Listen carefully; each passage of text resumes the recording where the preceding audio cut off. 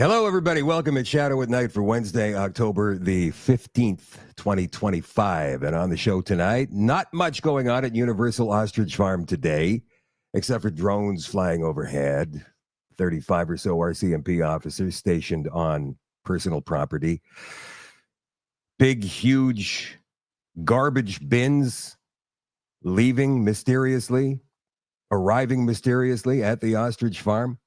Cell phone signals, Wi-Fi being cut to specific devices. Wow. Just another day in the life at Universal Ostrich Farm. You know, the CBC, in another example of absolute tone deafness to the Canadian public, which is their supposed audience. You know that show they've got, this hour has 22 minutes? Well, they lampooned Universal Ostrich Farm and the situation there. And we're going to play that video for you in a couple of minutes. Also, is it possible that the Liberals are walking back their, what do they call it? Their assault weapon buyback program? Assault weapons. There's apparently 2,000 different assault weapons out there that Canadians have had for the past 25 or 30 years and didn't even realize it. And the Liberals want them badly. Not the people, just, the assault rifles. So we're going to look into that because it appears as though the Liberals are maybe backing down on this a little bit, just like they did on Bill C-2. Not that Bill C-8 and Bill C-9 are far enough along yet to require back down, but hopefully public pressure will require them to at least reopen these bills, gut them, and start again. I don't think we're going to get complete capitulation from the Liberal government, but I do believe that we can get them to soften these censorship bills, because that's, in fact, what they are. We're going to go into that a little bit more in tonight's show. Many of you are wondering, did we hit the mark? Did we get to 200? Did we get there? Well, I'll tell you when we come back from this message from CanadaNanoSilver.com. I've been struggling with acne for a while, and my mom brought me SilverCeuticals, and I did not want to try it at first because I hate all that stuff on my face. But I'm super glad I did because it hydrates my skin, doesn't leave me dry. I don't use coconut oil on it anymore. And I'm super glad my mom showed me it, and I'm glad she's showing other people because I think it does wonders. Some of the other things I love about SilverCeuticals is that it's natural, it's not a pharmaceutical, and it just makes your skin glow and feel super hydrated. You don't feel like dry at all, and it just keeps that way for the entire day, and that's awesome. I've had a few people comment on how my face has cleared up. It's mostly been family members, and once my mom told them what I was using, they finally started using it too, and they're seeing great results as well. If a kid told me that they were struggling with skin issues, I'd 100% recommend SilverCeuticals because it fixes everything and it's amazing.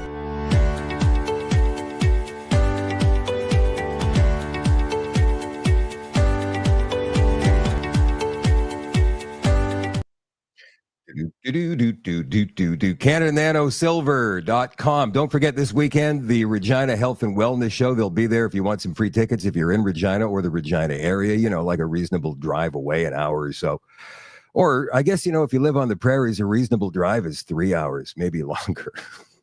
Because there's just nothing between cities and towns. I kind of like it like that. I grew up on the prairies. I'm used to that. The people from out east, they have a problem with it. They can't understand it. I've got stories, but this is not the time or the place for that. Anyway, if you want free tickets for the event this weekend in Regina, again, I think the 12th annual or 13th annual Regina Health and Wellness Show, just email info@CanadaNanoSilver.com. Kevin and Anna from Canada Nano Silver will be there this weekend. Hello, Sandra, watching in Beaver Bank, Nova Scotia. Oh, we have a new government in Newfoundland and Labrador elected last night, a PC. Progressive conservative government. I don't trust progressive conservatives at all, but we're going to do some investigating on that situation. Hello, Byron. How you doing, buddy? Byron's watching on Facebook tonight. Derek, hello. Mickey, Michael, Lucette, Sandra. You know what? If somebody uses that word distraction one more time, I'm going to lose it. Don't use the word distraction. because everything that's going on right now is relevant. Everything, all of it. Don't just don't get too wrapped up in one thing. Prove that you can walk and chew gum at the same time. I understand everybody, well, not everybody, but many people are wrapped up in the Universal Ostrich Farm situation. I totally understand that. But yes, there are other things coming and other things happening. So we try to cover as much as we can on this show, right? So let's not get distracted with pointing out distractions that aren't distractions, because it's all part of the bigger picture. Hello, Karen and Bella and Edna, Edie, Mo. Karen is watching on YouTube in Brockville, Ontario tonight, and over on Rumble. Let's see here. Rumble, we've got World Peace and Notable, Starliner 1961, Nutsy, Mouth of the South, 123, whatever platform you're watching on tonight. Do not forget, like and share, you guys. Get this out to as many people as we possibly can. So the reason I began this show was to give people a place to go. To give people a place where they could find community and not feel like they were losing it, like they were going nuts because the government and big business and even their friends and family, their communities were gaslighting them so bad about this, that, and the other thing. That was one of the reasons. And then, of course, the information is absolutely crucial. There's many people who think that, you know, we live in this echo chamber, this bubble, and it's not growing. It's a static thing. And we're only talking to ourselves. That's not true. I've seen this show on social media over the past year grow by 25 or 30,000 followers across platforms. To me, that's monumental. That means people are picking up on things. People are starting to understand. You know, I've had people message me privately, and I don't go ahead and reveal who they are because that would be miscarriage of trust, like page one. They say, thank you for helping me see. I only push, and hopefully they go, and then dive down their own rabbit hole and find out for themselves. Right? So yeah, that's been absolutely crucial, getting the information out there. And that's why I ask you guys to like and share. However, I can't keep doing this for free. As I've told you over the past week, we need to get subscriptions up on the website. This is how we're going to keep this show going. This is how I will continue, or will be able to continue, to keep this show going. So last week I asked for 200 subscriptions in 7 days, and I'm going to need a drum roll here. It's the best I could do. I'm sorry, bongos.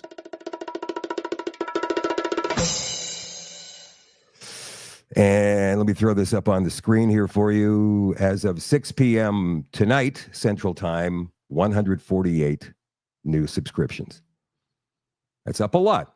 It's up 215% over normal, but it's not 200. Now, between 6 and 8 o'clock this evening, 12 new ones came in for a total of 160. So we haven't gotten there. We're not going to get there. The deadline is come and gone. So as of Friday, October 31st, Halloween night, will be the last show on social media.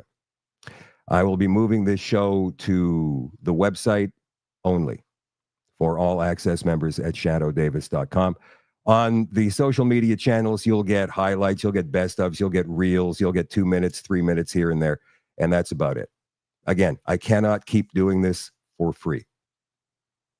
So if you want to sign up, awesome, that'd be great. If not, thank you for your support over the years. I'm not upset with you. I'm not angry with you. It's just something that didn't work out. So I want to thank you for being with me as long as you have been. Okay, let's begin the show tonight with the Ostrich Farm. First thing is Chris Dacey. I believe an outstanding independent journalist, and he's been doing a lot of work out there since he arrived a few days ago.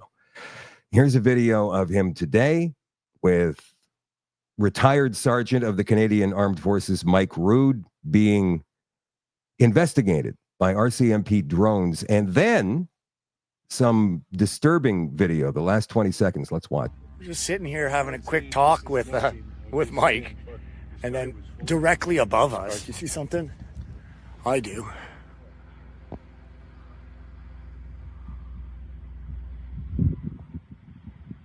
I just sat down here to have a little conversation quietly.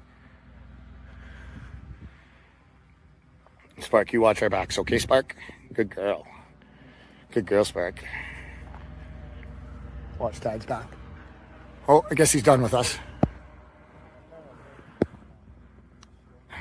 Flying is not all that unusual around here. There is a no-fly zone in effect. Obviously, that doesn't apply to the RCMP, who fly their drones all over the place.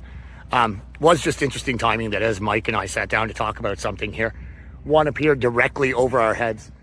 But it's up in behind me now. It's moved on a little bit. It's up here somewhere. Looks like it's taken an overview of the whole area. Oh, returning to base now. But everything about this is kind of weird, right? Like, so even if this isn't something new, really, there was one flying over our trail in our tent the other night, and the whole thing's kind of weird. You walk out and there's RCMP vehicles everywhere. Like, it's not normal. None of this is normal. And even though you get used to this or desensitized to it a little bit, like, no one should be desensitized to the RCMP seizing land for months and flying drones over people. And, like, this is Canada. This is not something anyone should ever get used to or think is okay. We need to know what these bids are doing. Why are there so many? They come in and out repeatedly. Why are 6 bins coming every single day? That's the question. Yeah, exactly. Why are the numbers dropping every single day? Coincidence? Yeah, and I'm hoping it's something we don't think it is, but there seems to be a drastic short count of birds. So no news yet on getting an actual firm count of ostriches at Universal Ostrich Farm. CFIA is absolutely refusing to do that. RCMP have requested through the family that they allow that. Even a couple of drone flybys should be able to do the trick, but CFIA is absolutely refusing. All of this obfuscating and clandestine behavior leaves questions. And people are forced to make assumptions. When all the clues are there, when they line up, why are there big, huge bins, waste storage bins, entering and leaving the property daily? Huge. Why does it look like from long shots of the ostrich areas of the farm that there are so few of the ostriches left? There are no accurate counts. There are guesstimates that over 100 ostriches are gone. Supporters who are spending their nights in tents just outside the ostrich area, across the road from the ostrich quarantined area, actually, say in the middle of the night they're hearing loud pops, like silenced gunshots. It all adds up. And while Chris is being optimistic in his observation, they're saying, yeah, we hope it's not what we think it is. But with all of these things, how can you say it's not? So we'll stay on top of this story. In the meantime, taxpayer-funded CBC. This show has 22 minutes. I've never, ever once found it to be funny. Not that I seek it out and watch it weekly just to say that, oh, it's not funny again. I don't do that. But I do see clips rolling around from time to time. And it's woke nonsense. It's always so one-sided, so left-sided. And it's paid for by all Canadians. But this, to me, is an absolute new low. And I would recommend, if I were a lawyer, that the family at Universal Ostrich Farm sue the CBC for this. Have a look. The Supreme Court has delayed a planned execution of nearly 400 ostriches in British Columbia after an avian flu outbreak. For more, I'm joined by ostrich farmer Elwood Coburn. Good evening. Oh, hello. That's all right, girl. It's okay. Shh. That's okay. That's okay. Shh. Oh, I'm sorry. Is your ostrich all right? Oh, yeah, Bessie, she's all right. Just a bit scared because of all the media attention. That and a touch of bird flu. Ah! Ah! Are you okay? Oh, yeah. Oh, yes, to be expected. There, that's a good girl. That's a good girl. That's a good girl. I think that ostrich is sick. Bessie? No, she's not sick. She's just an arsehole. Ah! Ah! The Canadian Food Inspection Agency says the ostriches need to be destroyed. They allege that you haven't been taking good care of the birds. How dare they? What's this country coming to if a man can't keep to himself and raise 400 ostriches? I'm not going to stand by with my head in the sand to see if IA has these birds worried sick. Thanksgiving was just the other day, and these ostriches were so upset they barely touched their turkey. Okay, but some famous American politicians have gotten involved. Robert Kennedy Jr. has asked for the birds to be studied, not killed. Dr. Oz offered to rehome the birds on his Florida ranch. Florida? What do you think we are? Nuts? Especially as bird flu, not mad cow disease. Okay, but the court order says that since the outbreak began, some 70 ostriches have died. And didn't another ostrich... Excuse me, but how is that funny? I don't get that one. As bird flu, not mad cow disease. Is there something I'm missing? I'm asking seriously, like, how is that funny? This is obviously a laugh track, too, because there's nobody who would ever laugh at a joke, and I say that in quotations, like that. This is beyond belief. It's horrendous. It's completely unfunny. But they're insinuating that the birds, in fact, have bird flu. How can you say that if they're not tested properly? But CBC, right? Ostrich died just last week? Well, we still have 399 healthy ostriches. That's 398 birds who have nothing wrong with them. There's 397 birds with a right to live, and if the government has their way, there won't be 396 birds left. They want to kill all 395 birds. Well, I plan to save all 394 of them. Bessie! Bessie! Bessie, girl, talk to me! Mouth to beak! Is she... Bessie! Bessie! Bessie! Ah! Good luck with the case.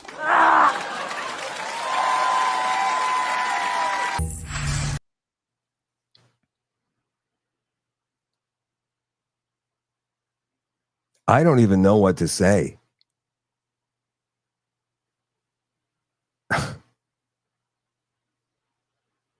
I don't get offended easily. But this was one of the most thoughtless, unfunny, unfeeling things I've ever seen. I could even let it go if it was privately funded, but we pay for that nonsense. Absolutely deplorable. Show needs to come off the air. Now, on the same day or the next day, CBC releases a story, and they say that they're reaching out to rural and Western Canadians as part of a plan to build audience. I'm sorry, you want to talk about tone deaf? This is absolutely tone deaf. The head of CBC and Radio Canada says the public broadcaster's plan to reach out to dissatisfied audiences means a new focus on rural areas in Western Canada.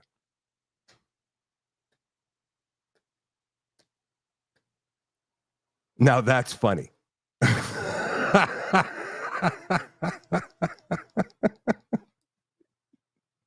You see, they're not funny when they mean to be funny, and they're terribly funny when they're trying to be serious. Upside down land. In a 5-year plan released yesterday, CBC and Radio Canada said it will work to connect with children and youth, newcomers to Canada, and those who aren't satisfied with or don't use its services. We've identified various groups that are less likely to be in contact with us today through our traditional and digital platforms, from Marie-Philippe Bouchard. That's the president of the CBC. She told that to the Canadian press.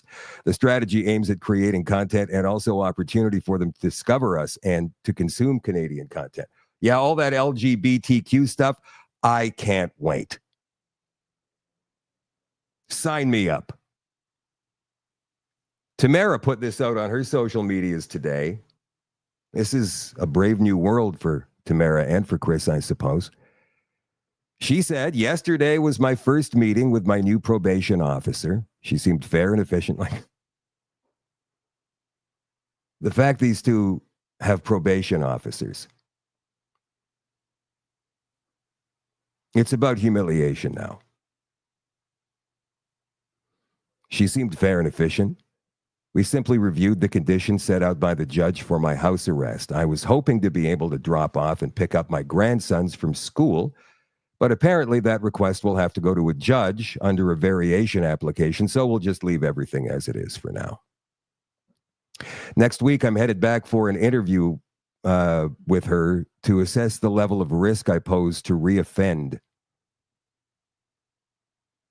It sounds like it'll basically be a questionnaire to assess my mental state and any dangers I may pose to society. She informed me of the consequences should I breach these conditions, and I'm not to leave the house, even for the approved necessities of life, without contacting her to let her know where I'll be and for how long. She'll then provide a letter stating I've been granted permission to be out in society. I have to have my papers on my person at all times and ready to produce should I be pulled over or seen by law enforcement out and about. And you can bet she will be, over and over and over again. She was kind enough to print me off a letter yesterday before I left so I could stop at the optometrist and dentist offices on my way home. My official date of release, January 21st, 2027, 1,799 days after my initial arrest.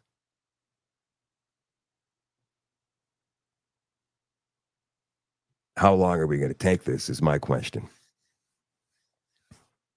And not just Tamara, but all of us, because one day they're going to come for you. They're going to come for me. You know, the other reason, now that I'm on this topic, that I'm moving this show to the website, aside from the fact we didn't hit the number, is because I fear that Bill C8 and C9 will completely rip me off social media anyway, depending on how those bills pass through, if they pass through. What I say could wind me up in jail. Fines out the wazoo, absolutely. So we got to have a safe zone. We got to have a website where people can go to get the information they need if it's not going to be allowed on social media. So let's get back to it here. Joe Warmington writes in the Toronto Sun, why is Canada using our strained public health care to lure newcomers? Don't let the liberal media arm spin this as a partisan or ideological issue. It's basic economics. I could agree with that, absolutely. The Canadian government waving around Canada's public health care system like they're handing out free candy, trying to entice people from around the world to come here to take advantage of it, and the taxpayers who pay for it. Thinking about moving to, hang on, let me shut this down before it starts. Can I? Batra's burning questions? Click. Well, at least we can pause it. So, thinking about moving to Canada? Did you know Canada has public health care? Learn how it works, who can get it, and what services are covered. Have you got a family doctor? Mine died last week. Good luck finding a new one, everybody says. Get the details and helpful tips, reads an ex-post by Immigration, Refugees, and Citizenship Canada, the IRCC, with a link to a government website. There it is right there. It's presented like it's a vacation advertisement trying to encourage people from around the world to come to a resort destination. The difference is when you book a trip like that, you have to pay for it. In this case, Canadians pay for it. And boy, did the last time Canada did something so irresponsible, did we ever pay for it? And to this day, we're still paying for it. Do you remember the tweet from Justin Trudeau, January 28th, 2017? To those fleeing persecution, terror, and war, Canadians will welcome you regardless of your faith. Diversity is our strength. Hashtag welcome to Canada. Trudeau put this welcome sign over the front door of Canada in response to President Donald Trump's Muslim ban in his first term that was later explained away as a tightening of borders on radical Islamic terrorists being able to get into the country, and was a precursor to the ICE news cycle of the new Trump term. The results of this tweet by Trudeau changed Canada forever. And it wasn't a response to what Trump was doing. It's been planned for a very long time. In the years that followed, people from around the world came in great numbers to Canada, and not always legally, but through porous border crossings like Roxham Road in Quebec. A 2018 story in the National Post revealed before the tweet, border officials prevented 315 people a month from illegally crossing the border, whereas post-tweet in 2017, about 18,149 illegally crossed the border, then claimed asylum as refugees even after entering illegally, and were allowed to stay, get welfare, education, housing, healthcare, work permits. Trudeau created a massive immigration crisis that led to many other problems. This new tweet may just do more of the same. National Post columnist Diane Francis wrote, by May 2018, the number of refugee cases pending ballooned to 54,906 from 18,348 December of 2016. In the last 8 years, millions of new people have arrived in Canada, which has not been booming economically, but taking on the financial burden of having more citizens and residents to take care of. Time will tell how many more come to Canada on a whim from this government sales pitch over X and other social media platforms. But whatever the number is, they'll be coming at a time when Canada is struggling with high unemployment, debt, housing, inflationary issues, rising food bank usage, and a crisis on the healthcare front.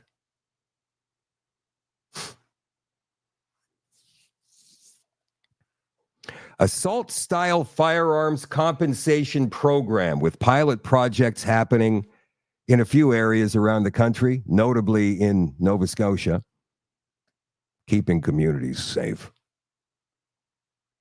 As part of its long-standing commitment to tackling gun violence in Canadian communities, the Government of Canada has banned more than 2,500 makes and models of assault-style firearms since May of 2020. Anyway, they say participating in this program is voluntary for now.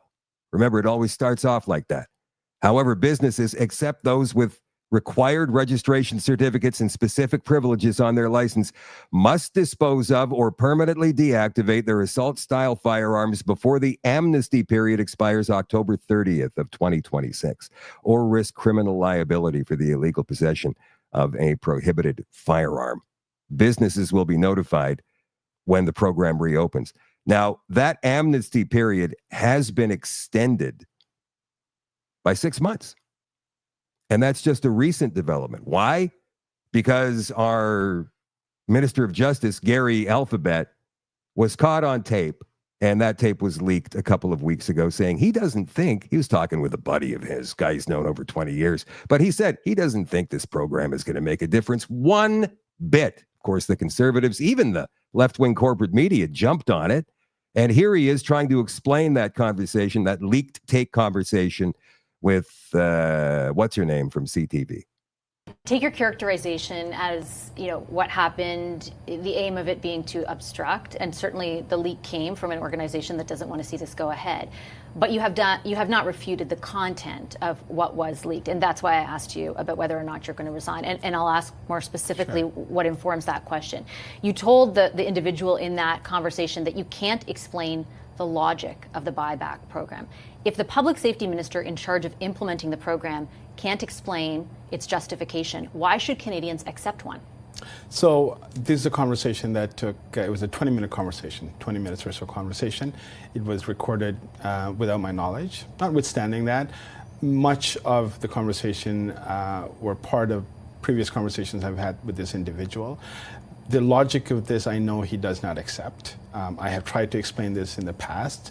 We have not been able to agree on it, so that's why I dismissed it as such. Where I was misguided, there was two times. At one point I said I will bail him out, and another time I said I will compensate him. Obviously, well, you see now, he's lying because there is no logic to this. He even said it himself during this phone call, saying, no, I was just kidding. I've known the guy for 20 years. I'm only kidding. And things would be different, maybe if you were recorded having a private conversation with an old friend. Gary Alphabet.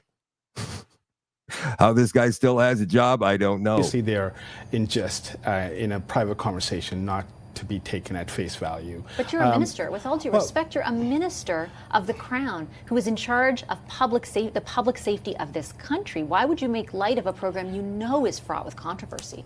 Actually, this is a 20-minute conversation I had with someone I've known for many years. I'm sure if you were recorded in a private conversation, there may be things that you would have said, or things, the way you say it, that may be different than in a public. Total wrong line of questioning there, by the way. Like she should have said, and I watched the entire thing. We only gave you a small portion of it. She should have said something like, "Do you believe?" Because what you said in the leaked recording, do you believe this gun buyback program has a chance? Do you believe that it has a chance, or do you believe what you said in the private conversation you thought nobody else was ever going to hear? Of course it never had a chance. There is no logic behind it, Gary. That's why your friend doesn't accept the whole thing. There's no logic. Illegal guns are the problem. Always has been, always will be. However, the gun buyback program may be coming to an end. Mario for the North has been doing some digging on this. Breaking news, I received a note from what I would say is an extremely credible source that analysts have all received an email that the gun buyback program that the Liberals are trying to impose on law-abiding citizens is going to come to an end. And for those unfamiliar with the program, it was doomed to fail anyways. The majority of the guns seized during crime, they're not from law-abiding Canadian owners. They're coming illegally from the U.S. In fact, in 2024 alone, the numbers were almost 90%. That's what the Toronto Police Services trace back to America. Programs always face criticism because of this. It was never meant to keep Canadians safe. Even the OPP said they're not going to participate in this. What the government ultimately did is they listed a bunch of firearms, including very small caliber 22 LRs, listed them as prohibited, which means they are now illegal. They had the audacity to say, we're not forcing anyone to give their guns back to the government, and we'll pay you for it, but if you don't do it, you're committing a crime. That's literally the definition of forcing Canadians to do something they don't want to do. Anyways, the good news is, analysts have already begun receiving emails that this program will be dying soon. I have a feeling that their test pilot completely failed, no one was participating in it, and if they don't have provincial support to actually seize these firearms from the millions of Canadians, even if it's in the tens of thousands or hundreds of thousands, it doesn't matter. The government at the federal level needs the help and support of the provincial governments who don't want anything to do with this. They have real crime to fight. I believe it was the president of the Toronto Police Services, I can't remember exactly, but he said basically that this whole thing will not keep citizens safe. Yeah, but the Liberal MP, or one of the Liberal MPs behind this thing, got his brother-in-law, the chief of police of Cape Breton, I think it's Cape Breton, Nova Scotia, to buy into this and be a kind of a national public spokesman for it. And in Nova Scotia, I mean, Mario talks about premiers having to get behind this. All right. The premier of Nova Scotia made walking in the woods illegal. Do you think he would get behind it? Yeah. He calls himself conservative, but is he really? Now, speaking of conservatives or progressive conservatives, a new progressive conservative government has been elected in Newfoundland. We're going to get to that in just a second. More federal for you now. Remember Andrew Lawton? He's an MP now from London, Ontario. Used to be a journalist on Juno News, before that True North. I like Andrew. Here he is questioning our Attorney General, Sean Fraser, about Bill C-9, the hate speech bill. C-9 passes, no Canadian will end up being charged because of something they've posted on Twitter or Facebook. Well, if they commit the crime of willfully promoting hatred against another person. A crime with a definition that you're changing. So, but it's possible that they could be convicted for what they willfully promoting hate online today. So certainly I would hope if someone commits a crime in the real world or online that they would face the appropriate criminal penalty. We've already got laws in place for this. I don't agree with hate speech laws because you cannot define the word hate. It's subjective. There is no objective hate out there. Even if you have 99% of people who hate something, the 1% makes it subjective and not objective. It is not complete and total. Therefore, you can't have hate speech laws because that would be, well, I guess you can't say undemocratic because we're supposed to be a democracy, but democracies are terrible too. As we found out during COVID, 80% of people got vaccinated and they think you should too. And if you don't, you're bad. That's why republics are always the best. But look at this story from the Friends of Simon Wiesenthal, the Nazi hunter. A North Bay, Ontario man, this came out a couple of weeks ago, I apologize for the late, has been sentenced to jail for dozens of social media posts and videos promoting hate and violence against the Jewish community, marking the first ever conviction in a Canadian court for Holocaust denial, according to Crown prosecutors. So if you deny the Holocaust or even ask questions about it, you could go to jail. Now, I don't know the magnitude of this. I don't know exactly how far this guy went, but if it was only speech, there shouldn't be a problem. Let society judge this man. Kenneth Paulin, 51, was sentenced to 9 months in jail and 2 years probation on September the 18th for the willful promotion of hate against Jewish people and the willful promotion of anti-Semitism by condoning, denying, or downplaying the Holocaust. Seriously? Paulin was arrested and charged by the North Bay Police Service in June following 7 months of investigation on this. It took them 7 months. 7 months to investigate his so-called anti-Semitic online content. His posts vilified the Jewish community, promoted blood libels and conspiracy theories. Again, that's a subjective statement. One man's conspiracy theory is another man's fact. Incited hate and violence against Jews and repeatedly mocked and denied the Holocaust. I'm not going to go into any further details on this, but let's be honest. Speech is speech is speech. But we played an interesting video last night in the extension regarding life in the Chinese social credit system. And if people are now getting arrested in Canada, we know they are in the UK, but if they're now getting arrested in Canada for things they say, however distasteful, do we already not live in the same system? Just without the moniker? That's insane. Here's a great news release from the Justice Center for Constitutional Freedoms. I'm not sure exactly when John Carpay's next visit with us is going to be, hopefully in the next couple of weeks. Remember Trudeau prorogued Parliament so the Liberals could find a new leader and rig the election? Appeal advances on limits of Prime Minister's power to prorogue Parliament. Because we still don't know. There's no authority in this country that can tell you why a prime minister can or can't prorogue Parliament. There's no set ground rules for this. So a prime minister can just roll up and say, no Parliament. And here's the reason. I got to take a piss for the next 3 months. So we're not having Parliament. All right, okay. See, Canada is a country that runs a lot on convention and not law. So even though they sit there and they yell and scream, rule of law, we're a democracy, yada, yada, yada. No, it runs on convention. And this, I guess, there's no more glaring example than the Governor General, who does, according to law, have the ability to be able to remove a prime minister, but never would because of convention. Well, how could an unelected appointed official remove an elected one?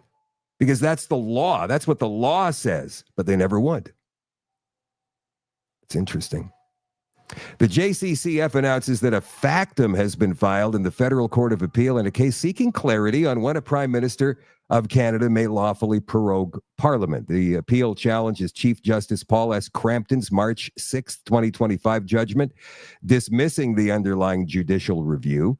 The case invites the Federal Court of Appeal to consider two central questions. One, what is the scope of a Prime Minister's power to advise prorogation? And two, did the Prime Minister's January 6th decision fall within that scope?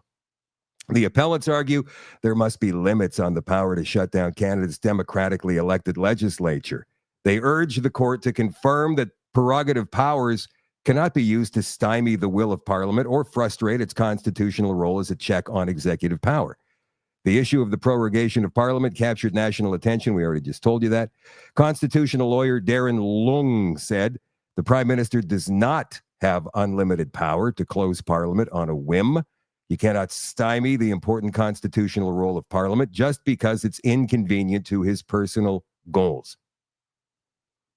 It's for Parliament to supervise the executive branch of government, not the other way around. Do we have anybody watching tonight from Newfoundland and Labrador? Anybody at all?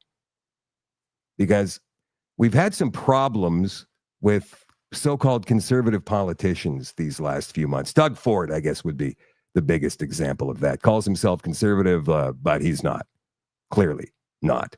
He's a liberal, inside and out. Yeah, he says some conservative things once in a while, but most of the time the way he spends money and the lot. You know, there's a story coming up where the Ontario government has spent nearly $500 million on DEI.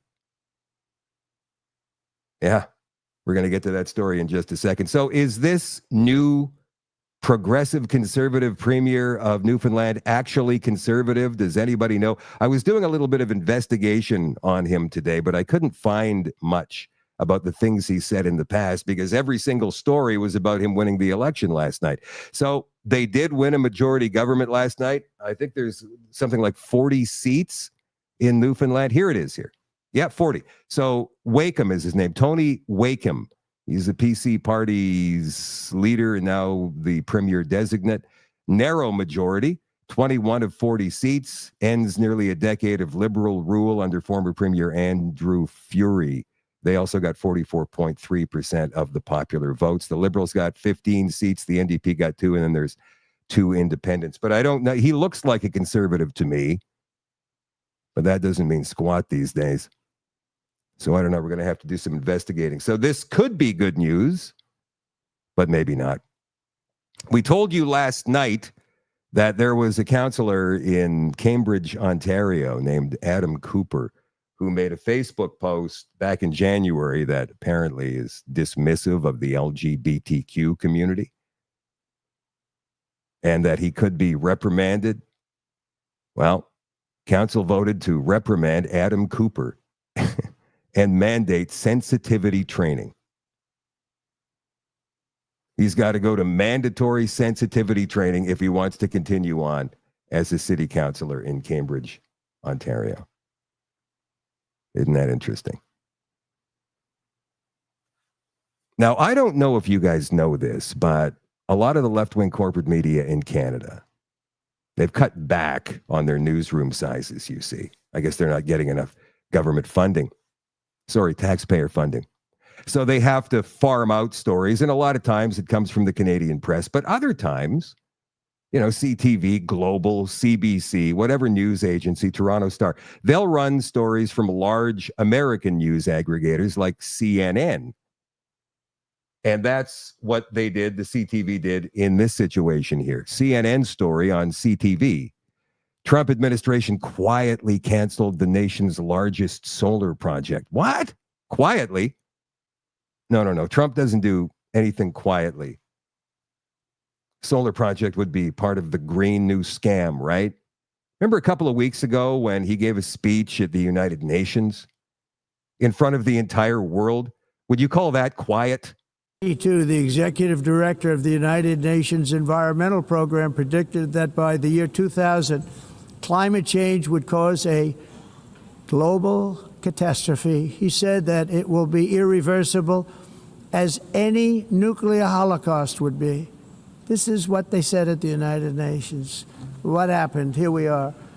Another UN official stated in 1989 that within a decade, entire nations could be wiped off the map by global warming. Not happening. You know, it used to be global cooling. If you look back years ago in the 1920s and the 1930s, they said, global cooling will kill the world. We have to do something.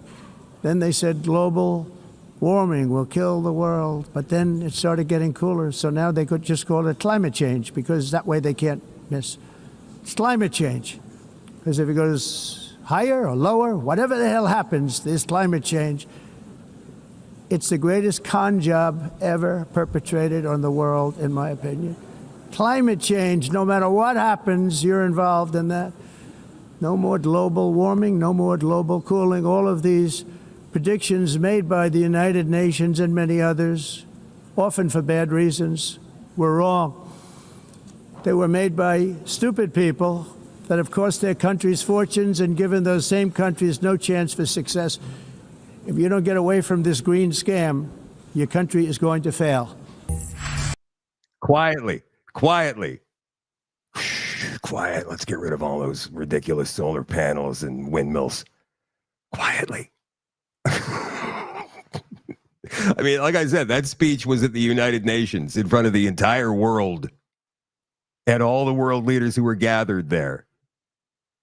He's making a point. He's not doing it quietly. Doug Ford still hates him, though, because of the tariffs, and so does David Eby. But here's Doug Ford again, not learning his lesson. One job is make sure we protect the people of Ontario. I need to protect the communities against that tyrant south of the border, which drives me absolutely nuts. And we'll always be there to protect the families and businesses who call our province home. That tyrant, he's obviously got Trump derangement syndrome. And he's echoing the narrative from the Liberals that, well, he's attacking Canada with the tariffs. Look, Donald Trump is not attacking anybody. Like, the entire world has now got American tariffs on them. Canada's no exception. That's all there is to it. He's trying to bring industry back into his country from places like Mexico and Japan and China and Canada. And that has a lot to do with the auto sector. He wants to repopulate Detroit with the big three again. And the big three, of course, are eating it up. And they're taking jobs out. It's already started. They're taking jobs out of Canada. Mark Carney was bragging about it last week in his meeting with Trump, and the Conservatives called him out on it in Parliament. I'm not sure if you guys saw that, but it was kind of funny. So, yeah, we're going to bleed a lot of stuff to the United States because of Trump's policies. It's not like he's attacking us. He's just doing what's best for his own people. Period. And do you think it's going to get any better? Is he going to give any concessions if you keep calling him names, Doug Ford? No. No, it's not. But Doug Ford is fully on board with Mark Carney and his Marxist liberals. Look at this story here. Ontario spending nearly $500 million to push DEI and race ideology in schools. Under Premier Doug Ford's watch, Ontario has quietly poured nearly $500 million into reshaping its schools around a DEI agenda. Hang on a second here. I've lost my place. DEI agenda and pushing race-based ideology onto students. Oh, my goodness. Since Ontario launched its equity education overhaul in 2017, programs rooted in Marxist-inspired critical race theory and other DEI-rooted practices have been embedded throughout the public education system. And my friends, it's like that pretty much everywhere else in Canada, save for Alberta and Saskatchewan. And they even have some of it there, too. Doesn't happen in Poland. There's a politician called Dominique Terzinski on with Patrick Bet-David not so long ago talking about how they handle drag queens in Poland. And by the way, this guy is a member of the EU, the European Union Parliament, representing Poland. Poland. They are not allowed in schools. The man who wears a dress and he thinks that he's a woman, he needs help. He's sick. drag queens coming to schools. Yeah. It's not allowed in Poland, basically. We are trying to promote Christian values in their political space. They don't like it because their conscience is painful. We are not North Korea. You can live as you want. Do not come to the kids. Yeah. That's always been the thing, right? We're not North Korea. Go ahead, live as you want, walk around in a dress. Just get set for some ridicule every now and again. And don't expect anybody to walk into your fantasy world and affirm you. I'm certainly not going to do it. And stay away from the kids. In other words, go back to your corner of society before you got all that USAID funding. Go back to your rightful place, the little corner of society. The sexual fetish clubs. Live your life. That's the way it was before all this acceptance, trans acceptance nonsense. And please, with the names. You're transphobic. No, I am not scared of you. Not one bit. So what can Ontario do? Well, look, I mean, there is no real conservative. Oh, wait a minute. Yeah, there is. They're called the New Blue Party. Some of their policies: renew accountability and promote meritocracy, provide tax relief and grow Ontario's economy. This party was put together by, I think it's the Karhalahos couple? Let's go to their about page. Yeah, okay. So Jim Karahalos and Belinda Karahalos run this New Blue Party. There's Jim. And I guess Belinda's on the next page. Anyway, this is really, and I think that former MP, Derek, what's his last name? He had the Ontario Party going for a while. I don't know if that's a thing anymore, but how can we get this out to Ontarians that there is no real conservative party left in their province except for this New Blue Party? Because Doug Ford ain't that. He's not conservative. He's just another liberal. Maybe even, well, you know, here's the problem with Ontario. People get dissatisfied with Doug Ford and his conservative party. They're going to vote NDP or they're going to vote liberal. And that'll make it worse. Believe it or not, it will. And that's the same problem in Manitoba. It's the same problem in British Columbia. And that's why I was asking earlier in the show if this new progressive conservative premier in Newfoundland and Labrador is actually a conservative. Anyway, we'll come back to that on another night. This story here. Oh, that's the wrong one. This story here, this one. Right. So Deep Sky, Manitoba. Manitoba, a population of 1.5 million people. Most of them, 1 million of them, 2/3 of them living in a small space in the southern part of the province. Carbon emissions, probably next to nothing. I haven't done any research on this, but I mean, let's be honest. If I were to guess, I would say that Manitoba is a carbon sinkhole. Lots of vegetation, lots of trees, lots of forests. Emissions only in one part of the province and not that much to begin with. And yet, there's a project beginning in southwestern Manitoba called Deep Sky. Deep Sky, Manitoba. Now, what is that? You might be asking yourself. Deep Sky will build a 500,000-ton carbon removal facility, one of the world's largest in Manitoba. Is it going to affect Manitoba? Is that like, what do we bring the carbon to them and they make it not carbon? It's the world's first tech-agnostic carbon removal project developer. So they can just turn carbon into nothing. We need carbon, though. It's like the gas of life. They've selected Manitoba as the location of its next commercial carbon removal facility, Deep Sky, Manitoba. In southwestern Manitoba, Deep Sky will build one of the world's largest carbon removal facilities further in Canada. It's